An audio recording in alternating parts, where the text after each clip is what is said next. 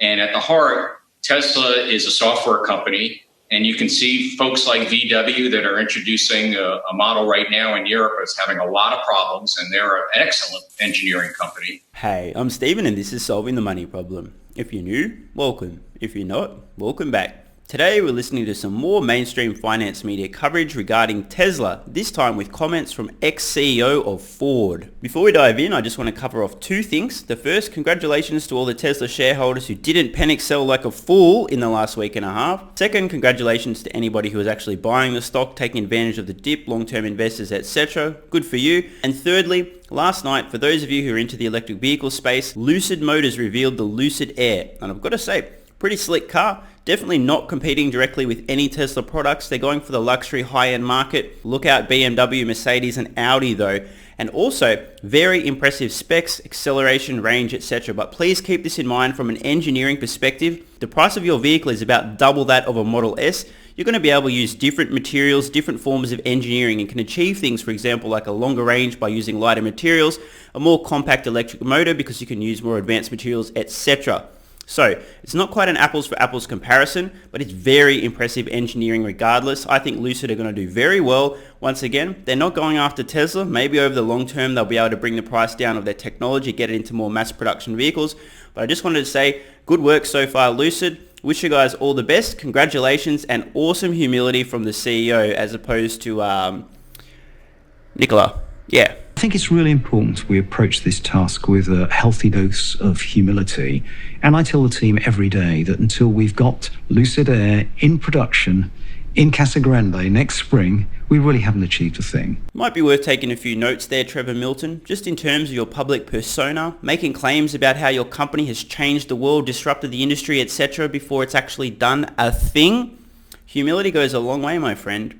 I probably wouldn't have made a single video about this company if I hadn't heard so much talk and seen so little walking. Bit of food for thought. Oh, and on that topic, today some very interesting research from a company who, yes, they are in fact short Nikola's stock, so this is damning stuff. I mean, damning. Not just, oh, there's a hint of, oh, I'm not sure that might be, no, this is not cool. This is just, yeah, if you want to know about this a little bit more, let me know. I will make the video. It's going to hurt, but I will do it. Oh, and finally, just for the record, I've been mentioning when I've been buying Tesla stock, which is basically every day of the last week and a half.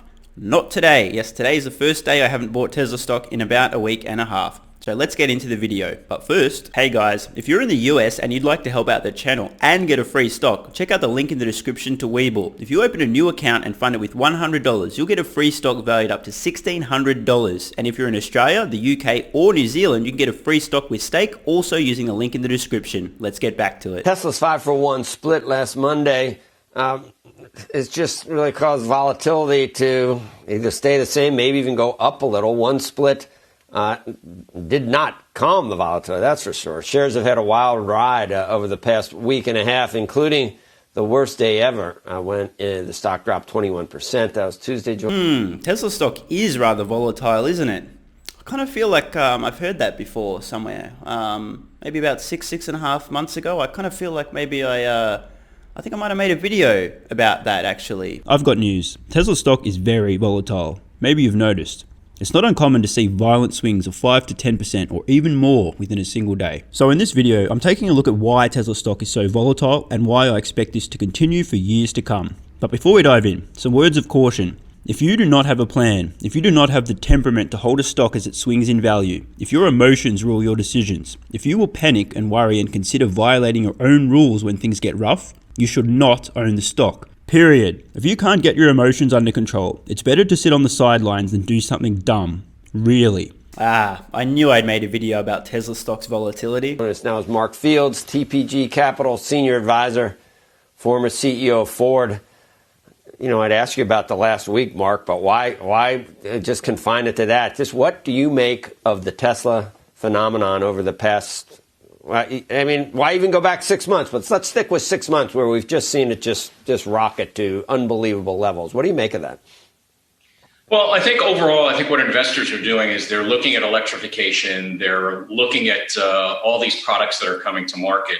And they're saying, listen, electrification is for real. It is going to be the dominant form of propulsion years out in the industry. And they're looking at Tesla and they're saying, hey, listen, they have a very compelling brand. From a growth standpoint, it's upside for them. They built their plant in Beijing. They're finishing their plant. They're building their plant in Germany. Every new product they're introducing, whether it's the Cybertruck or their semi-truck, those are all incremental products. They're not replacing other products in their lineup. And I think they're also looking at two other things. They're looking at the competition. Yes, there's an onslaught of all these new models coming, but the software management that you have to master for electric vehicles is very difficult. And at the heart, Tesla is a software company. And you can see folks like VW that are introducing a model right now in Europe is having a lot of problems, and they're an excellent engineering company.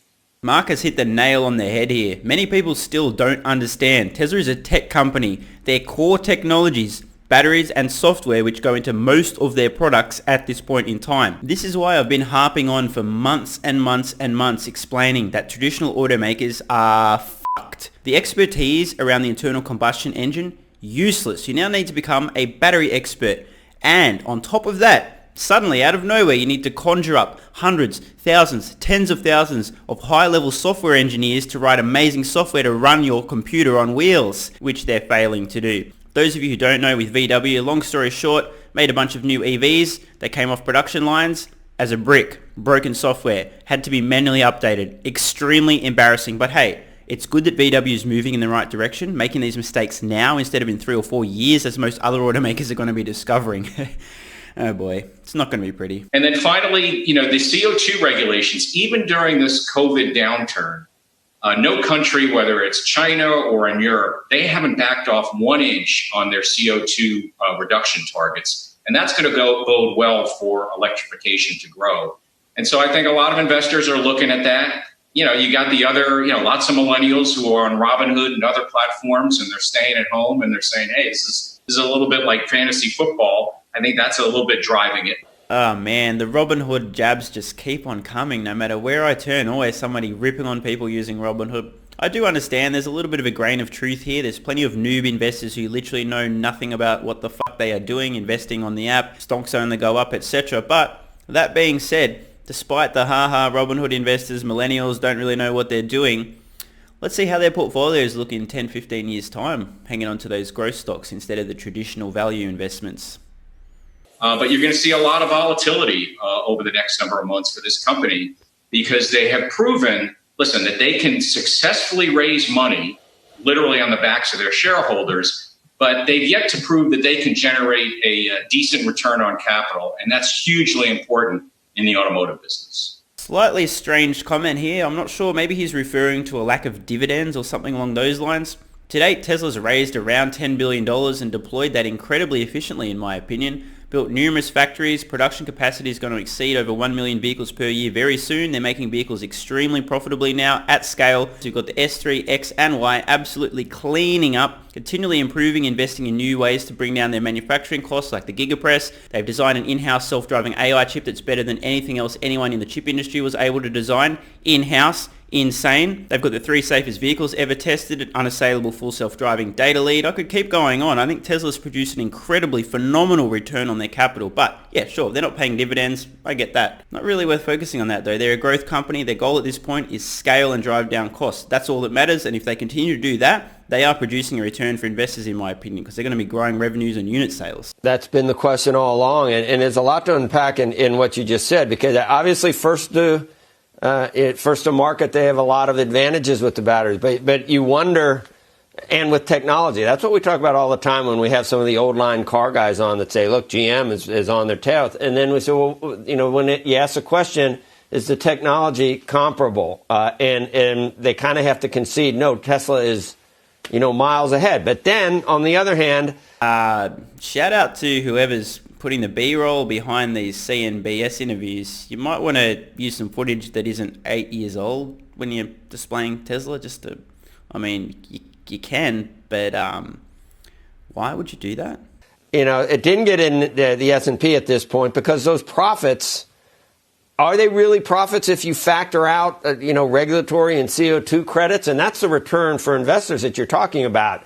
It's nice to raise money, and it puts them, they have $5 billion more to develop things. But when do you actually see a return not dependent on regulatory or CO2 credits? You're exactly right. When you look at their business, they're selling these regulatory CO2 credits to the other OEMs that need them. So in effect, the legacy or the traditional OEMs are actually subsidizing the Tesla business for the time being. Because if you look at their first half profits, on a GAAP basis, they produced 220 million of profits. But during that time period, they sold $782 million of these regulatory credits, which are basically 100% margins. So they're making money on the regulatory arbitrage as opposed to the basics of designing, manufacturing, marketing, and selling vehicles. Okay. And they're going to have to do that because they have to reinvest in their existing products.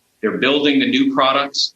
Cash is super important. The old regulatory credits, they can't make a profit without them comment. Now, yeah, in theory, if you don't think very deeply, yeah, sure, you could think, oh, Tesla couldn't, oh, look, because if you deduct this amount, oh, they didn't make a profit without the regulatory credits, oh my gosh. But you got to think a little bit deeper than that. They're a company with people who manage the money and plan and strategize, and if regulatory credits are an available option for you, you would be a moron not to take advantage of them. So, the people that manage the money at Tesla go, hey guys, we're going to produce how many cars this year? Oh, that's right. These automakers are asking for these ZEV credits. That means we're going to get these ZEV. Oh, okay. So that means we can spend some of this money instead of showing a profit. We can use that to build another factory. Let's build another factory instead of showing a profit. And that's what we'll do. This is what's going on. This is a moot point. You ever hear somebody bring this up and they're bearish? Oh, Tesla can't make a profit without regulatory credits. You're speaking to somebody who hasn't really thought about this very deeply or has ulterior motives. So just keep that in mind. Hope you guys have found this video insightful. Ex-Ford CEO heaping praise on Tesla, identifying the fact that the software expertise is critical to their future success and that of anyone else attempting to compete with them as well. I think we can garner a lot from this. I'm Stephen Mark Ryan. This is Solving the Money Problem, and I love you all. And don't forget your free stocks with WeBull and Stake using the links below. Deposit $100 in your WeBull account and you'll get a free stock valued up to $1,600. And Stake, spin the roulette wheel, you'll either get Nike, GoPro or Dropbox. Thanks so much for watching. Let me know your thoughts in the comments below. And of course, if you have any ideas for future videos, let me know. I read all your comments. P.S. If you're still watching, you're awesome. If you'd like early access, exclusive videos, regular Q&As, our private Discord server and more, consider supporting the channel at patreon.com/solvingthemoneyproblem so I can keep creating content for you guys. There's a link in the description. You can now also become a member of the channel for some exclusive perks. To learn more, click the join button next to subscribe. And don't forget to check out our merch store. Either way, the best form of support is you being here and watching, so thanks again.